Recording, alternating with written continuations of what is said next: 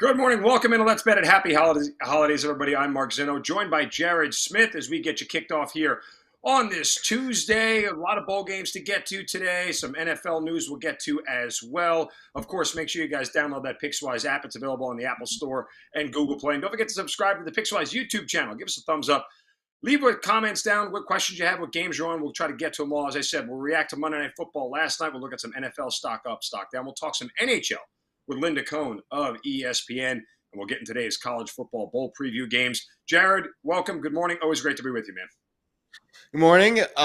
Yeah, excited to have Linda Cohn on. You know, we don't do a ton of hockey at this time of year, but excited to get her thoughts on some things happening. And, of course, this is really the first – like today I think is like the first day that bowl season really kicks into high gear. We'll have – I think I saw at least 3 games – every day through the entire week, including, of course, Saturday being the big day with the college football playoff semifinal games. It feels like we've been talking about those games for months, and now we're the week of. So exciting stuff certainly on the show today.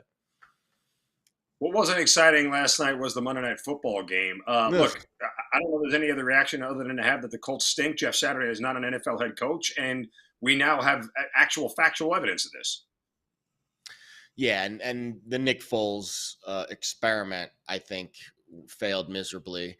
Like, I understand why you want to at least give the kid a shot, or kid, like he's been around. I think he's his sixth NFL team. I don't know if he's a kid anymore.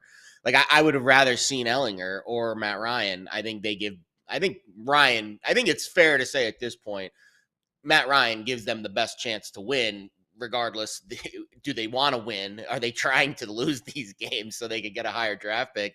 I did a show last night with Jonathan Von Tobel, who's a big Colts fan, and he doesn't want the team to win. And I understand that. I get that sentiment at this point. So maybe that's the goal. Maybe this was all just a spectacle for Saturday and, you know, show some love to the former player. But, hey, at the end of the day, they're going to lose and they're going to get a top draft pick, and that's really the end game for this Colts team. That's the only way they show any improvement down the road. But I also am happy for the Chargers. You know, there won't be any drama with them in the playoffs this year like last year. They're squarely in. I think Justin Herbert has secured himself as one of the top quarterbacks in the league, even though he gets a lot of crap in a lot of different ways for different things. But I give the Chargers defense a lot of credit too.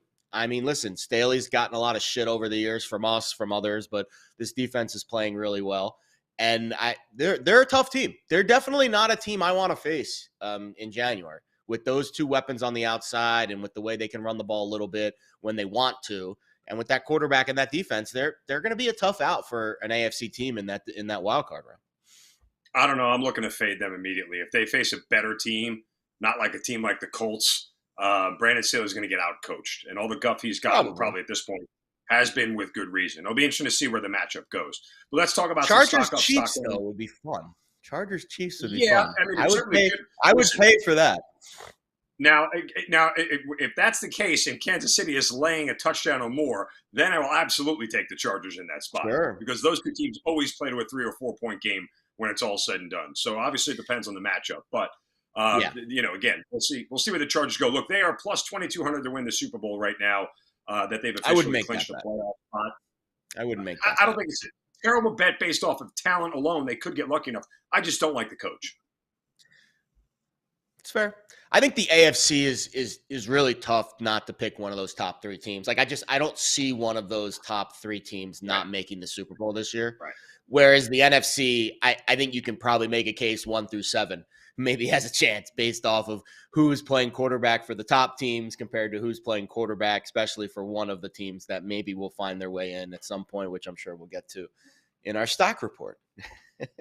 Right. Well, and again, that's kind of the thing about the AFC right now. The lowest seeded team of the three of them, between the Chiefs, Bills, and Bengals, likely is going to have to face the other two at some point, just because of the way the bracket sets up. So that's really the challenge. Why seeding is so important here down the stretch, and a huge Monday night game coming up between the Bills and Bengals here in Week 17. Jaguars plus 2,500 to win the AFC. Look. They're probably going to win the AFC South just because Tennessee has completely fallen apart offensively. Yeah. I still think the Jaguars are a little bit overrated, if you ask me. Trevor Lawrence has been amazing, not taking anything away from him, but I still don't think that team is a threat to win a playoff game. Yeah, there's only one bet to make, or 3 bets to make in the AFC, and it's one of the 3 teams that we talk about: Buffalo, Kansas City, Cincinnati. I don't see another team making it to the Super Bowl in the AFC outside of that spot. So are the Jaguars a nice story? Sure. Will it be fun to watch them in a playoff game? Absolutely. The next 2 weeks for them are actually more intriguing, I think, than the playoffs. How they handle this week, I don't know how they're going to handle this week. I honestly don't know. I don't know what the right approach is. I'm glad I'm not Doug Peterson. Frankly, I'm glad I'm not Mike Vrabel either. These 2 games for these 2 teams mean absolutely nothing. Now, Vrabel's in a different spot. They're a huge underdog on the road against the good Cowboys team that, needs to win to keep. Maybe they can still win the East, depending on what the Eagles do, blah, blah, blah. So the Cowboys are going to win that game pretty handily, and I don't think it matters what Tennessee does. The Texans-Jaguars game this week is fascinating in terms of game theory and management. I don't know what you do. Like, it literally win, lose, or draw for the Jaguars this week. Doesn't matter. All they have to do is win next week. So that's the tricky spot. We'll see. But I wouldn't make this bet on your screen here. They're not winning the AFC this year. Miami Dolphins hanging on to that last playoff spot as of right now. They've lost 4 in a row. To make the playoffs, no is plus 175. Effectively an elimination game this week with the Dolphins and Patriots. The loser likely going to be mathematically out. Well, the Patriots will be out if they lose. But they can push the Dolphins on the outside looking in if they win. And a short number at minus 2.5 in New England. Does this number surprise you at all? That it's so big to miss the playoffs? Oh, you mean that number? I thought you meant the game itself. Yeah. No, it doesn't, because the Dolphins are in a tailspin, literally. I mean, and it doesn't matter who's at quarterback right now.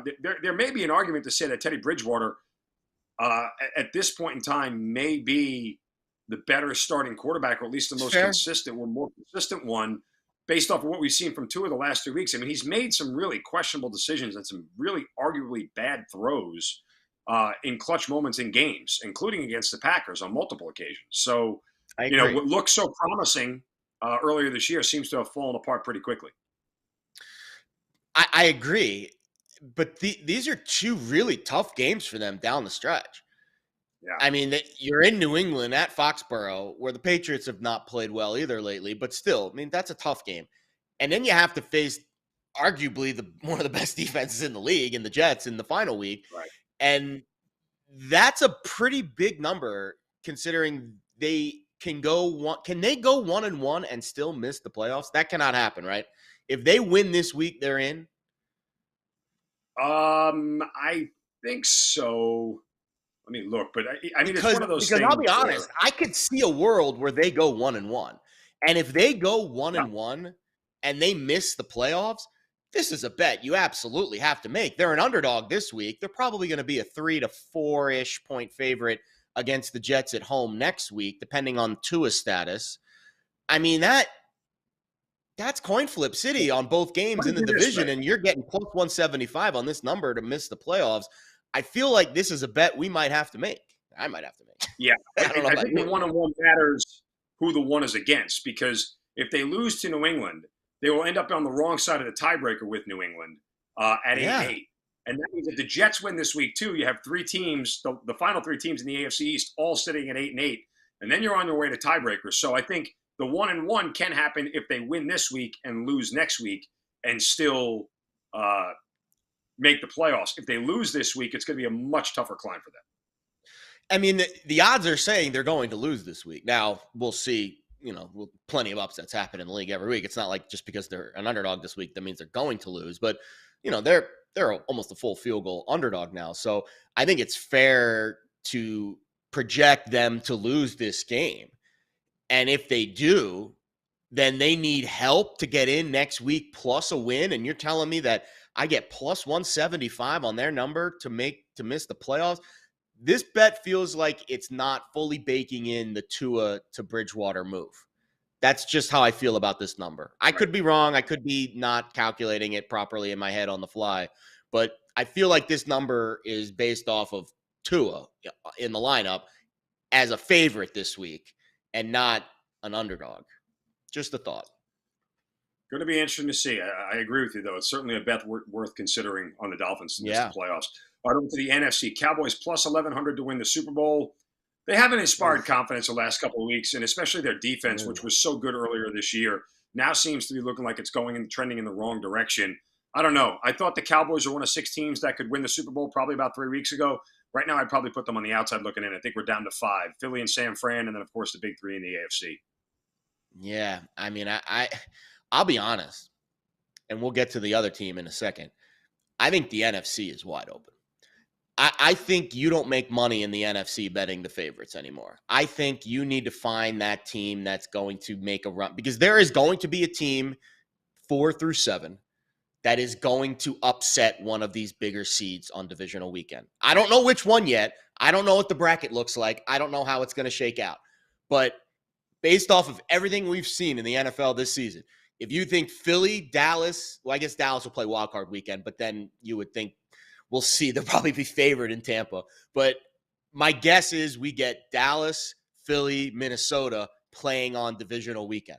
And all 3 will be, maybe depending on the Dallas matchup, an underdog, but the other 2 will likely be favorites. One of those teams will lose on divisional weekend. I don't know which one. We'll see what the matchups are, but one of them is losing. So I can't wait to see what this bracket looks like, because I do think there is going to be opportunity for upheaval in the NFC. And that being said, how can you pick a team that is going to have to win 3 consecutive road games to make it to the Super Bowl at 11-1? That's just not a bet that I really want to make. Yeah, I'm still here for all 4 NFC East teams to make the playoffs. I'm not going to lie. Packers, we might get there. We might get there. Plus 2,500 to win the NFC. Look, I mean, right now the Packers bet is to make the playoffs or not. Win the NFC, this is not a team that's capable of winning the NFC. No, but at that number, they're a team that's capable, I think, of beating one of those teams I just mentioned. Like, for example, if let's say the Packers find a way to make the playoffs and they play, it would be the 4 seed, which means they would play hold on, let me look at the standings really quick, because I want to do this right before I give any Well, sure, no, but I mean, if the Packers make the playoffs, it would be as the 7th seed. So they would face the Vikings or the Niners in the first game. If it's the Vikings, that's a game that they absolutely can win. And then you've got a 25-1 ticket in your back pocket. You probably can find a better number than that, frankly, because I saw 85-1 on them to win the Super Bowl last night. And then you could start to think about hedging out of it. So that's how I view the NFC right now, is get the best number on the lowest team that you think can win in the first round. And then you got some maneuvering room on the outside. But again, we need to see the bracket first, because if it's Niners, Packers, that's not a matchup I like. That's a matchup where the Niners will just bludgeon them on offense and they'll run the ball right down their throats. If it's Vikings, Packers, ooh, that's juicy. That's juicy. I would argue, if you could make a bet just for the Packers championship game, to me, that seems more attainable than to win the NFC. So if there was a prop that said reach the NFC championship, they could win theoretically wild card and divisional weekend and play in the NFC championship game. But that's where they'll probably get smoked. To sell out of. I mean, I think it's probably the same. It's probably the same. I don't know if there is a bet to make that's that. But if you get a good number on them to win the NFC, you can make money just by them being in the game. You know what I mean? Like, you don't need to win your bet to make money there if you get a good number. I don't think 25 to 1's the best number. I saw 85 to 1 on them to win the Super Bowl last night over at one of the other shops here in town. So even if you just cut that in half, you should be able to find a 30 to 40 to 1 nugget out there for you.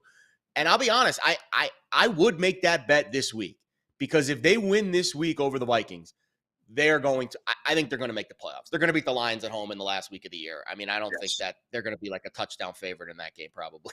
But I think this is the week. This is the last week, I think, to get a fair number on the Packers, because once they're in the playoffs, the buzz and the drama on Aaron Rodgers is going to be so much that the public's going to suck out any value to any number. So I think this is your last week to bet the Packers. Really, you should have bet it last week before they upset the Dolphins. That was the week to bet it. I still think there's a little bit of value on the Packers in any of the derivative markets if you can find it, because if they can win one playoff game, then you can consider hedging out if you get a good number. All right, real quick, one more. Panthers plus 330 to make the playoffs. They win this week. All they got to do is win in week 18, and they are in. Essentially a playoff game for both Tampa Bay and Carolina this week. What a weird line. So I went to bed. I wrote the Early Birds column Sunday night, and I said, 6.5 on Carolina is a very big number. Like, that number is going to move. Woke up yesterday morning, and it was down to 3. And I texted every bookmaker that I knew, and I was like, what? Like, is Tom Brady hurt? Like, why did that? No one knows. It was just a bad number that they opened that price at, and now we get 3 on Tampa. I think Tampa's probably a decent bet at 3 because there's really no value, I think, on Carolina. The Panthers have to win both games, so you have to ask yourself, what's the money line rollover if they win this week and win next week? My guess is you're getting a better price if you bet them on the money line this week and then again on the money line next week. But I would have to do the math before I gave you an accurate answer there. They're in New Orleans in week 18. That's a tough game. That's a tough game against a team that usually likes to spoil team seasons in the Superdome. So I would probably stay off this number, and I would wait until I can do an accurate calculation on what the rollover price would be. But yeah, the Panthers clearly are the steamy side, going from 6.5 to 3 over the last 24 hours. All right, let's switch gears here from the NFL to the NHL. Welcome in one of the most prominent voices in sports media and one of the biggest hockey fans around and the most notable face at ESPN. Linda Cohn joins us here on Let's Bet It this morning as we get set to talk some NHL. Linda, good morning. Welcome. Great to be here, and happy holidays.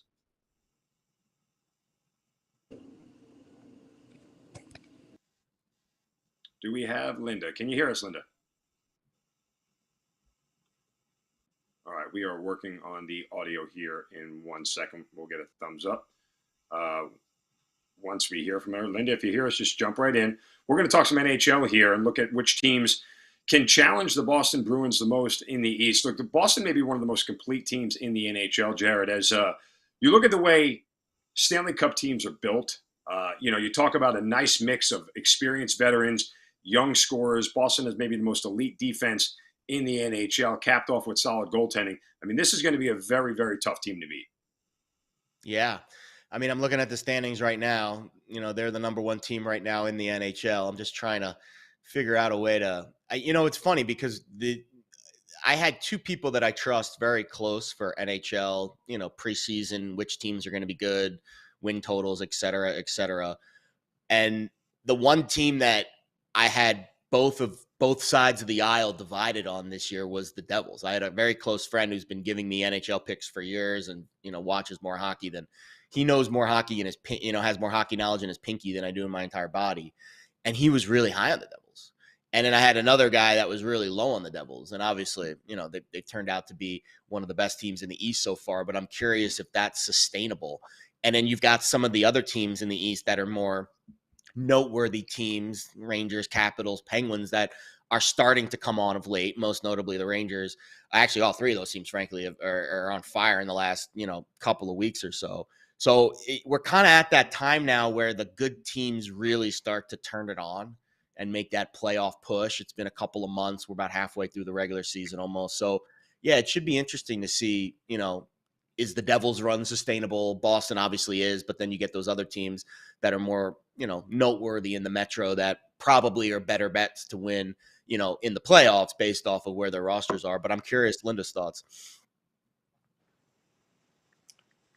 Hey Oh, we guys. have Linda. There you go. Hey, Hey, Linda, welcome. there she is. Good morning from the West Coast. Pretty early. Belated Merry Christmas, Happy Holidays. It's kind of a weird week. I always have to figure out what day this is, but it is a Tuesday, and the NHL is back. And caught the end of your conversation. Thanks for having me. Yeah, no, Okay, so thanks for which coming team on. do you think can challenge Boston in the East? Oh my God. You know what? It's going to be interesting. It's a great question. Boston is the most consistent team in the NHL, which is not easy to do. It's really every game they take the ice, it's hard to bet against them. I mean, I think tonight they're like a heavy favorite in their game tonight. But you know what? You can't count out the Rangers. They seem to got their mojo back. The Devils have been a nice story. The young players are sensational. There's a nice mix there. I don't think they can sustain it to be a threat to Boston. You love to see Pittsburgh make a run with that core group. They've really seemed to got their act together. I just don't know if they have enough depth to do that. But I don't think you can count out the Maple Leafs. And I know that sounds crazy because we all know what goes on with them in the postseason, but I love the way Matt Murray is playing for them. If he can stay healthy, that's always been an issue for him and for the Maple Leafs to have a goaltender that can make a timely save. So I think it'd be exciting if somehow this is the year that the Toronto Maple Leafs, if a few things go their way, can challenge the Boston Bruins. Remember, the Bruins, um, you know, they're an older team. I mean, I know there's like the Jake DeBrusque are young, the Charlie McAvoys are young. I get that they got great goaltending right now. But, we see this in the NFL. For instance, I use this as an example. The Philadelphia Eagles, the best team in the NFL, had no injuries for all Mm. of the year, really. And now look at them. Jalen Hurts is banged up. Lane Johnson is out for the regular season. So you never know when injuries are going to hit. I don't wish that on any team, but it's really hard to predict. So we're going to have to see how it plays out, but don't sleep on the Leafs. Mm. That's interesting. Let's hop over to the West because it's such a weird year for the Western Conference, especially if you kind of compare where the standings are to the odds. The Colorado Avalanche, obviously the best team on the planet, right? Defending champs. Well, not off to the best start, maybe kind of coasting through the early, part of the season. But on the odds board, they're still the favorite to win the Stanley Cup. So I guess the question is, Linda, do you think this is an Avs team that eventually will get back to that postseason form? And are they worthy of that perch right now? Or is there another team in the Western Conference, because of where the odds shake out, that might have a little bit of value to unseat the Avs this year in the postseason? Yeah, it's interesting with the Avalanche. They've had every team has their share of injuries, but I think it's really wide open in the West. A lot matchups. It's all about matchups in the postseason, how things go. I mean, look at. I don't know. Right now, I look like I don't know what I'm talking about because before the season began, I really thought the Oilers, this was going to be their time, that they were going to win the Pacific Division, that they were going to find a way to be in the conference final and perhaps get to a Stanley Cup final. But, right now they're struggling to get in playoff position. I think the Vegas Golden Knights, if Logan Thompson and goal can keep this up, I like their depth. I like what Bruce Cassidy, their former Bruins coach, of obviously now with Vegas, is doing. He comes over and they've been a powerhouse on the road. See, this is interesting to me because remember when Vegas broke into the league and all the opposing teams, they called it the Vegas flu, and Vegas had a tremendous home record, right? So most of their schedule, the rest of the way, the Golden Knights are on the road, and like I said, they're outstanding on the road this year. They're always a great bet. I think they're in LA tonight, which is a great battle in the Pacific Division. The top two Yeah. teams in the Pacific Division, they play tonight. Last game on the menu. So I really like their chances, and they're going to get their act together at home, and eventually they're going to get Jack Eichel back. So I really like Vegas. Dallas is hard to trust. I know they have an amazing record. They lead the Central right now. I just don't think they have enough scoring. It always comes down to that, but they have a good core group. I don't. So I think Colorado will be back in the mix, but I'm not rushing to pick them as Stanley Cup champs in back-to-back years. Linda, Connor McDavid on a torrid pace this year, likely on his way to win another MVP. She's the odds-on favorite at this point, but that one I got right. That one I got right. That one I was all in on. Art Ross, Hart, not Hart, whatever, all of it. Anyway, go ahead. I'm sorry that it's hard to screw that one up. Right, he's got 66 points already. Like, talking, do you think he has the capability of putting together like a top 10 season of all time as far as points go? Is he that good this year? Yeah, what can he do, right? I mean, he's must-see TV for sure. Anything's possible with Connor McDavid, but what he wants most is to win a Stanley Cup. Sounds cliche, but it's fact in his mind. He's just doing what he does. You can make a case that tandem of McDavid and Draisaitl in sports is probably in the top 3 tandems in all of sports. All of sports, or at least Scotty and Michael. Right. It's just unbelievable, the point production that they have put up. I mean, multi-point games for both of them, almost every game, it seems like, for the Oilers. If they can only get the rest of their act together and put it together and get some goaltending, it's just a nightmare. But anyway, sure, he's capable of so much. Look what we've seen from Alex Ovechkin, right? I mean, what a week it was for him, overtaking Gordie Howe for second all-time. And now his sight sets are on Wayne Gretzky, and nobody thought that would be in reach. And now Ovi's like 92 goals away from that. And I don't think he's going to hit 92 goals in the second half of this season. But, it's just in the NHL, it's just a fabulous league and a fabulous game where you have these great players who, by the way, don't take days off. Okay. Let me repeat that. Do not take days off. Okay. I cannot. Don't get me started on the NBA, although I brought that up. That's okay, because I think on this show, especially in the gambling space, that's one of the hardest things we do every night, Linda, is try to figure out where these guys' heads are at. How do you do it? It's the hardest thing to do. Why would you even, that's such a tough call. Unless you're in their locker room and they're announcing the lineups, you're throwing away money.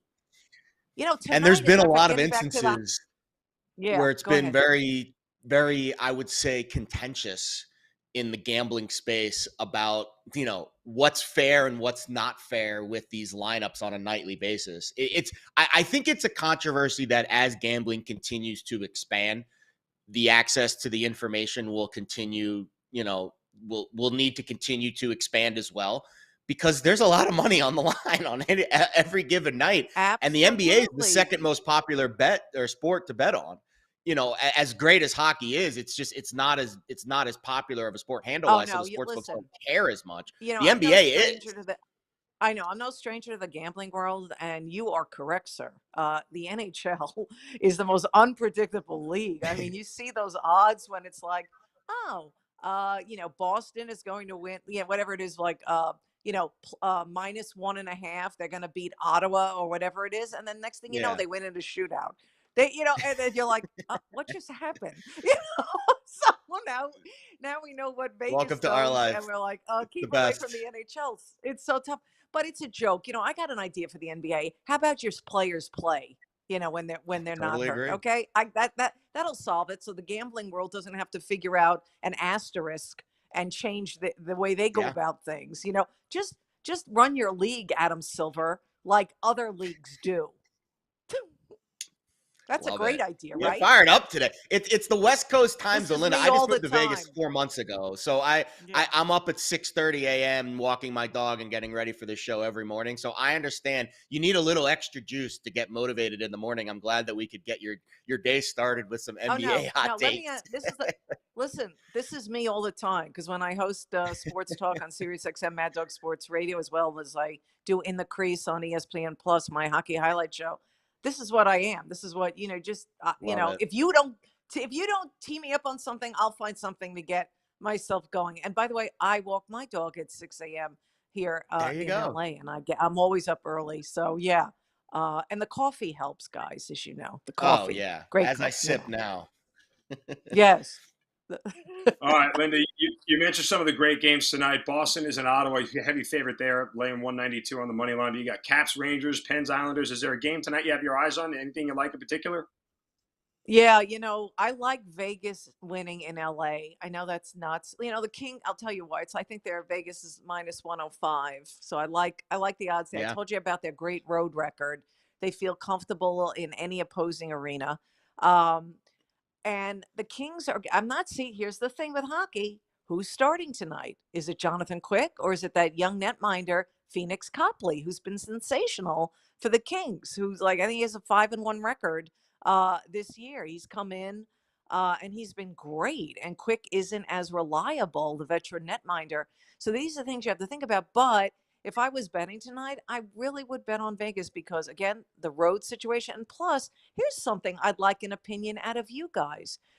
The NHL is coming off of their Christmas break. That 5 days Mm. off or whatever it was, okay? Who responds better? Is it the home team or is it the road team? And I think it might be the road team because they're all together in a hotel the night before. They're Yeah. bonding. You're the home team.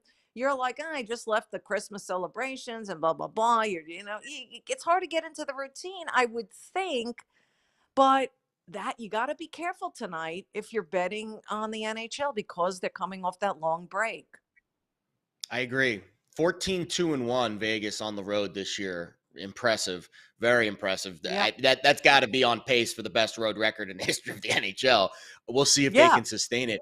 But that's an interesting kind of trend or I guess kind of angle tonight because I've always hypothesized, and you can tell me if you agree, after a long road trip, Linda, I always say the first game back home after, let's say, a 5-6 game road trip is the toughest because you get home after 2 weeks on the road or whatever, and you got to catch up on all the stuff you missed when you're on the road. And then that first game back home is a little sleepy for the home team after a long road trip. It kind of fits that mold tonight because the teams that are on the road, you would think have been kind of, you're right, galvanized and gelling together. Yeah. Whereas the home team is dealing with all these Christmas things over the last 48 hours and maybe not 100% focused on hockey. Yeah. And that's how I feel. So if I was going to make a bet, and that's why I turned to, so you had two things in your favor with Vegas. And again, I hope I'm not jinxing it with the Golden Knights, but the amazing road record, plus they're the road team. And again, it's not a long flight from Vegas to LA. That's true. Let's make that clear. But they do come in the night before, to galvanize. I'm sure they, the way airports are, they're not flying in, they didn't fly in this morning. That's ridiculous. So even though how short that flight is. So, so that would be that's a game. And even if I wasn't a betting person, that is the game I'm like all in on and watching because they're the top two teams in the Pacific Division. And, shout out to the Seattle Kraken. I'm not sure if they play tonight. I think they do. What a year they're having so far. If you're looking for a team that can put the puck in the net, so if you're looking for totals, depending on who they play, there's a good chance to bet the over because the Kraken, they're in a complete reversal from last year when they were unwatchable because they couldn't put the puck in the net.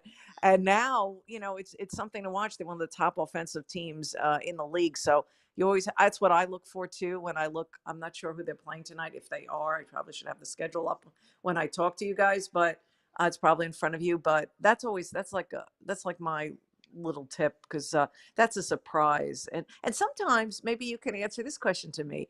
With the brilliant minds in Vegas setting these odds, are they really locked into the NHL as much as they should be? They're not, when they play? Linda. See, they're absolutely not, and that's why I always say too, the lesser conferences in college basketball and stuff are always the better bet because they're just not they just take the numbers based off of their ratings and they just throw them up there and they don't add context like they do in the NFL all the time. Right. Yet we still turn to the NFL because it's more fun and makes the game so interesting. Of course. It's the no fun league, right? Yeah, right. It's great to be with you. Thank you so much for your time this morning. Follow her on Twitter at Linda Cohn. Of course, check out all the hockey coverage on all the platforms for ESPN. It's great to be with you. Wishing you nothing but the best. Happy New Year to you and yours, and we certainly appreciate your time. Happy New Year, guys. Thanks for having me. It was fun. Appreciate you, Linda. right, Linda Cohn of ESPN. All right, from the ice, let's get back to the gridiron as we have some bowl games to get to today. 4 of them, as a matter of fact, here. The Birmingham Bowl between Coastal Carolina and ECU. One of them today, ECU laying 7.5, and a total of 64.5. Jared, I know you were on this one for your play of the day, so we can save the breakdown coming up. I am on the guaranteed rate bowl between Wisconsin and Oklahoma State. But let's take a quick look at the other 2 games going today, particularly Georgia Southern and Buffalo here. Clay Helton and the Eagles laying 5.5 and a total of around 67.5. Where do you see this one going? Yeah, this is a fun game. So there's my favorite motivational angle of the entire bowl season is in this game. Kyle Van Treese, you want to talk about random and full circle and the way that the world works, there are no coincidences. Kyle Van Treese had a fantastic career at Buffalo, been to a bunch of bowl games. They had a lot of success over the last few years. He transfers out this year to Georgia Southern. And, you know, it's a unique system. Clay Helton comes into Georgia Southern his first year, and they ran this triple option for years. Now they're kind of transitioning to Clay's offense, which is more of a passing, up-tempo, air raid. And Kyle Van Treese did a pretty good job running that offense this year. Very hard in the first year to win games when you're going from a triple, all your personnel on your team is triple option personnel, and now they've transitioned to this air raid attack. And who does Georgia Southern play in the bowl game? Like, you just can't make this stuff up that Kyle Van Treese gets to face his former team that he just transferred from last year. So the angle already was they're going to throw the heck out of the ball. They have the 3rd most. So Austin Reed, who we bet on the prop last week for his passing yards prop, Georgia Southern throws it more than Western Kentucky does on average per game. So, and you saw now, not apples to apples. I think Western Kentucky's got a few more weapons on the outside than Georgia Southern does, but the volume is going to be there for Kyle Van Treese, and his passing yards prop is still under 300 yards. I mean, I don't see how they don't let him throw it all over the yard in this game. Now, this game's being played in Montgomery, Alabama, so we'll check the weather. It doesn't look like it's, you know, awful weather. I know the East Coast, anywhere basically east of the Rockies, has been an igloo for the last week, but it doesn't look like the weather is that unsettling for throwing it today.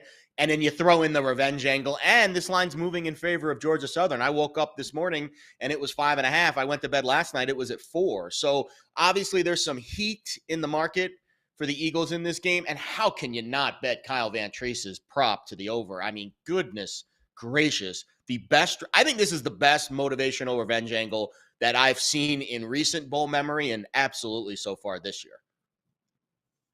The other bowl game today is the First Responder Bowl, Memphis and Utah State. Memphis laying a big number here, over a touchdown, settling in around 7.5 or 8. Jared, where do you go here? Yeah, I think we're going to hear some opt-out news in the next couple of hours for Memphis. Just something I'm kind of hearing is coming down the pipe, because suspiciously there are no opt-outs for them in this game. And that's not going to happen. So keep an ear close to whatever, you know, news service you follow over the next 3 hours or so to hear who actually is going to play in this game for Memphis. That being said, I saw the hooks evaporate last night.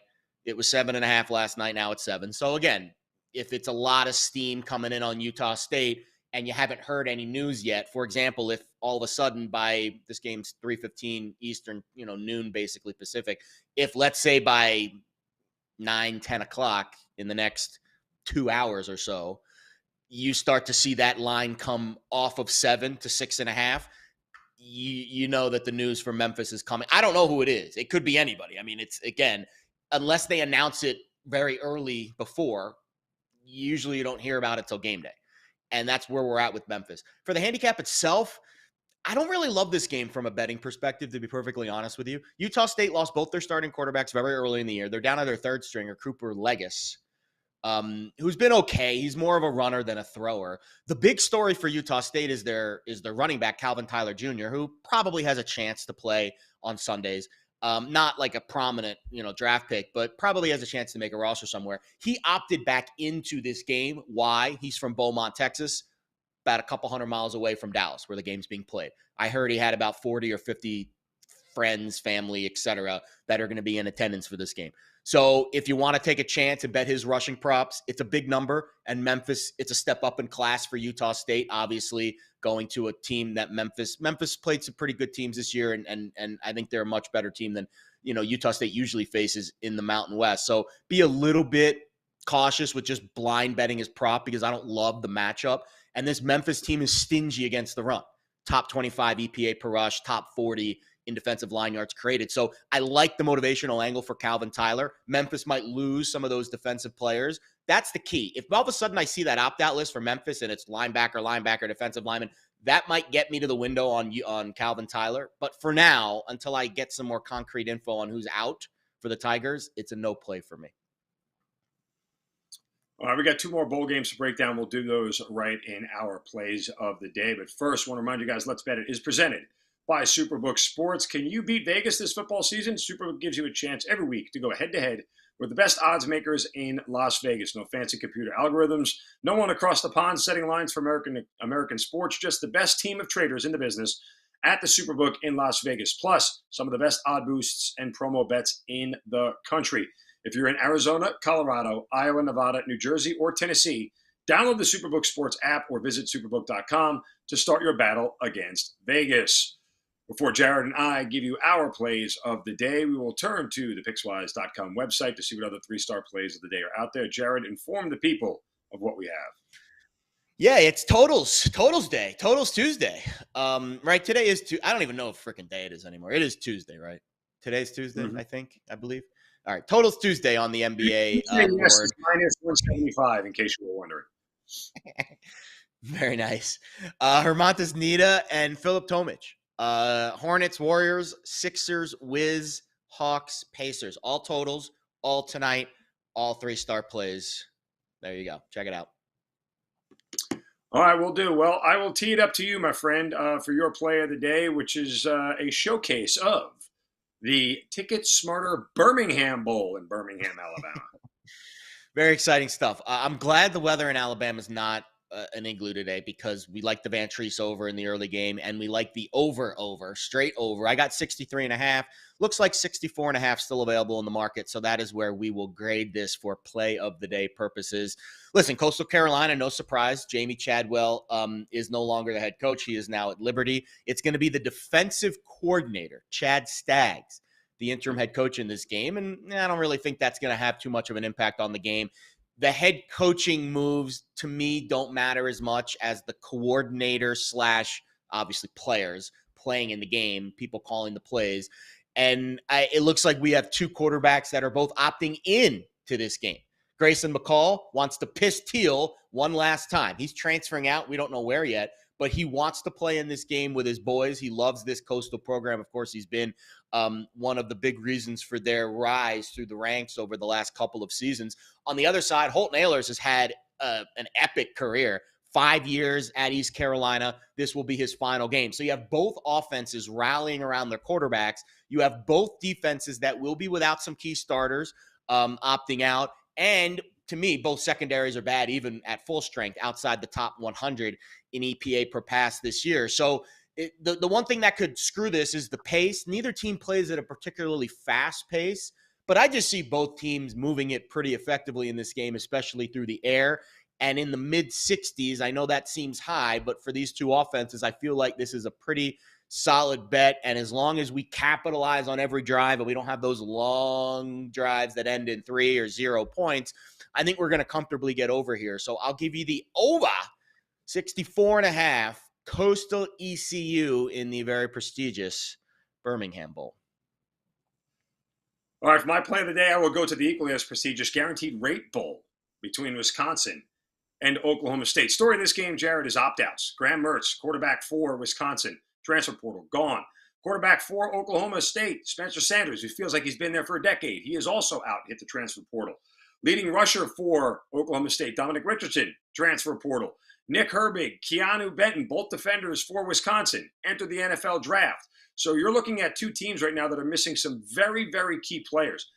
Now, those defensive defections for Wisconsin have sold total even higher than where it was. I think there's a little bit of an overcorrection in the market here. You're going to be starting a bunch of backups here at major key position. Oklahoma State's also without their two best defensive linemen in Brock Martin and Tyler Lacey. I know all the defensive defections make people think that, hey, points can be scored here. But that's not the case when you're starting backups, second stringers, and third string quarterbacks. Because look what happened to Florida when they started a third string quarterback in their bowl game. Don't get a lot of points. What I'm going to do here is with that total moving up to 45.5, I'm going to play the under in the guaranteed rate bowl between Oklahoma State and Wisconsin today, or this evening rather, all the way out west in the guaranteed rate bowl, Chase Field in Arizona. Very late game. I hope you're up late there on the East Coast to watch this one there, pal. 10:15 kickoff for you. it's reason to stay up late, okay? When you get a late bowl game, you might be asleep by a kickoff.